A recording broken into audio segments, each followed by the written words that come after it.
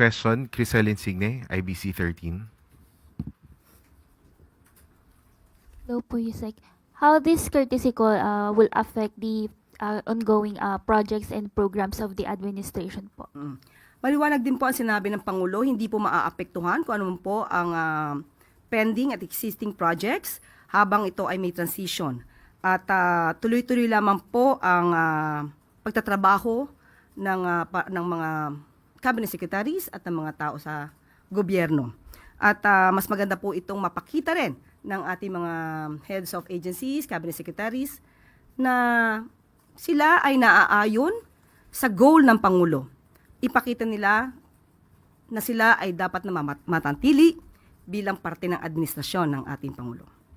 Sabi nga natin, walang puwang ang tamad at korap sa administrasyon ni Pangulong Marcos Jr. Ace Romero, Philippine Star. Yusek, nabanggit sa statement na it's something that has got to do with the election results. Ano po ba yung resulta ng election na mukhang hindi yata natuwa ang Pangulo at nag-trigger ng ganitong call for resignation? Aminado ang Pangulo na kulang sa kanyang paningin, nakulangan siguro ang taong bayan sa naging performance ng gobyerno, kaya hindi nila nakuha yung pinaka-target na numero especially sa Senado. Pero kahit ano pa man yan, kung ano man magresulta, ganito pa rin dapat ang gawin ng ating Pangulo, mas mapabilis pa rin ang performance ng administrasyon. Yun din po talaga ang nais ng ating Pangulo. Referring to 12-0 po yung number na sinasabi niyo, target? Mas maganda kung 11-0. Yeah, mas maganda po. So hanggang kailan po kaya yung magiging action ng Pangulo? Kailan po namin malalaman yung magiging resulta ng inyong review sa performance? Kailan malalaman sino po yung mare-retain at sino po yung aalisin na sa cabinet? Kung mapapansin niyo po sa bawat salita ng Pangulo, ang gusto niya ay mabilisan. So asahan niyo po ang mas mabilis na action dito. Hintayin na lamang po natin dahil ka-announce lamang po ito kahapon. Salamat po. Alvin Baltasar, Radyo Pilipinas. Yusek, I believe doon sa part ng courtesy resignation na iniutos ng Pangulo, i-reviewin yung kanilang performance. Ang tanong ko, Yusek, sino-sino yung bubuo doon sa review committee? Ano yung composition nila? Sino-sino sila? Ibibigay na lang po namin ang detalye patungkol dito at ibabato namin ang katanungan na yan sa Office of the Executive Secretary. Yusek, follow-up na lang. Doon sa mga nagbigay ng resignation, hindi namin nakita yung Office of the Solicitor General. Just to... kahit mayroon na, please enlighten us. Kasama ba ang Office of the Solicitor General sa miyembro ng gabinete ng administrasyon? Opo, kasama po ang Office of the Solicitor General na kailangan mag-submit ng courtesy resignation. Next question, Jean Mangalus, philstar.com. Good morning. What are the metrics? We know that we want fast action from these cabinet secretaries, but some of their agencies are for long-term action. So, ano yung metrics na tinitingnan ng Pangulo? Unang-una kung gano'n nga ba kabilis ang kanilang performance at kung may issue ba tungkol sa korupsyon. Importante po yan. So, hindi lamang performance to, titignan din po nila kung nagkakaroon ba ng issue tungkol sa anomalya sa kanilang pag-handle ng kanilang agency. There are reports that this shakeup is targeted towards specific secretaries. How true is this? We have no update on that. If there is really a target secretary regarding this request for courtesy resignation, there's none as of the moment. Tristan Nodalo, Newswatch. Hello po, Yusek. Good morning. Ma'am, ito po bang desisyon ng Pangulo is also one way of showing na, di ba yung nabanggit niya sa podcast niya, he wants to be respected, pero nasabi niya baka mas gusto niyang feared ang next na approach niya. And then si Senator-elect Ping Lacson, sabi kailangan ng Pangulo ng bastonero sa government para talagang may matakot. But ito po ba pagpapakita ng Pangulo na hindi niya kailangan ng bastonero because siya kaya niya pong mag-act ng sarili niya or mag-decide? Bilang presidente, hindi po talaga dapat sinasabi na kailangan ng bastonero. Mismong presidente mismo ang bastonero. At yan po ay aasahan natin. Ngayon po na nagsalita ang Pangulo na kinakailangan po ng mas mabilis at malinis na administrasyon, mapapakita po yan ng Pangulo. Di po niya kailangan bastonero. Siya na mismo po ang bastonero. Siguro na lang po baka sa ibang kritiko ng Pangulo gamitin tong mass resignation or courtesy resignation ng cabinet secretaries. Yung timing po nung decision na to, why is it, ito yung nakita ng Pangulo na best timing to do a revamp of his cabinet secretaries? Tandaan po natin, nung una pa lamang po ako na-appoint as a press officer, nabanggit na po natin yan kung may kinakailangang mga revamp. Sabi ko, wala pa pong update, pero talagang yan po ang ginagawa ng Pangulo, makita at ma-monitor ang trabaho ng kanyang mga heads of agencies at mga departments. So hindi lamang po ito ngayon.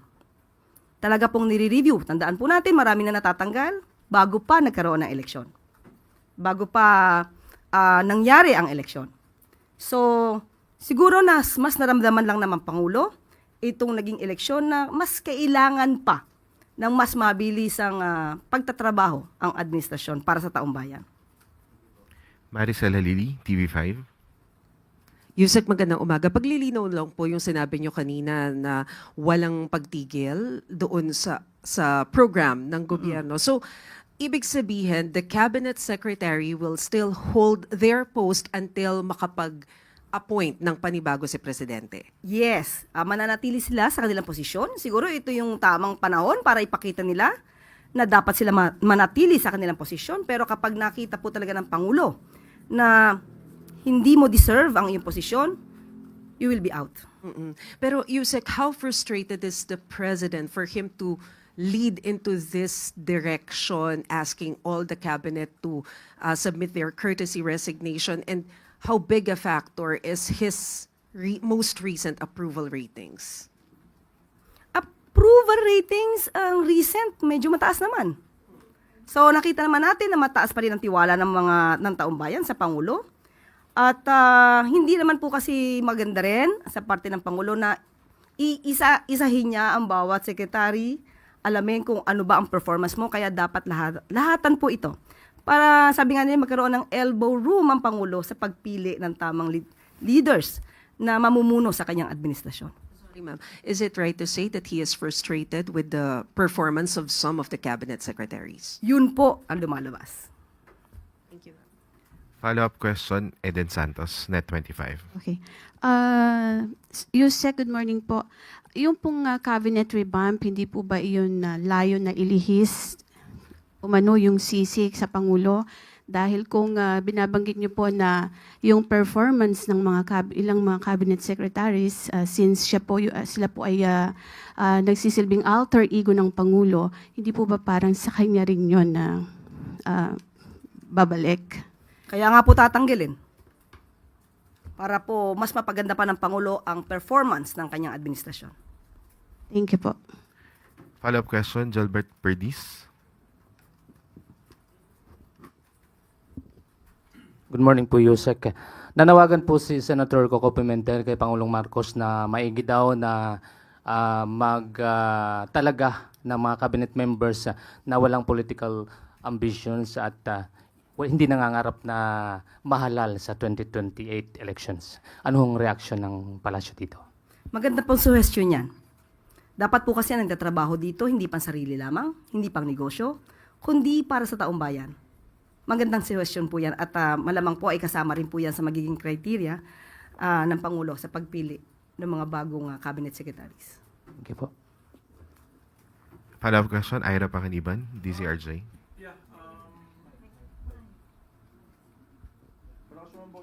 Oo nga. I can hear you.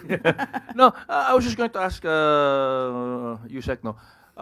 Sabi sweeping, pero there are some cabinet ranked secretaries who have expressed na wala silang balak mag-submit ng courtesy resignation. At I know of at least one who says na hindi naman ako cabinet secretary, office of the president ako eh. So, kasali ba siya? Hindi ba siya kasali?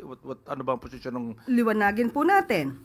All cabinet secretaries, heads of agencies with cabinet rank, other heads of agencies kahit hindi kayo secretary, and presidential advisors and assistants. So, kasama po, kung sino man po yung binabanggit nyo po, hindi ko po alam kung sino yan, pero wag niya po, kung magandang performance niya, pero kung siya po ay nasa listahan po, ang kanyang posisyon ay nasa listahan, wag po naman sana magmatigas, if ever.